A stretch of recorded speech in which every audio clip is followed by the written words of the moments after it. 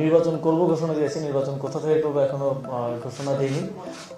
স্থানীয় সরকার, পল্লী উন্নয়ন ও সমবায় মন্ত্রণালয়ের উপদেষ্টা আসিফ মাহমুদ সজীব ভূঁইয়া জানিয়েছেন, তিনি নির্বাচন করার ঘোষণা দিলেও কোন দল থেকে প্রার্থী হবেন তা এখনই জানাতে চান না। সাংবাদিকদের এক প্রশ্নের জবাবে তিনি বলেন, রাজনৈতিক বিষয়ে এখন মন্তব্য না করাই ভালো, যথাসময়ে জানাবো। নির্বাচন করব এটা ঘোষণা দিয়েছি, তবে কোথা থেকে করব তা এখনো বলিনি।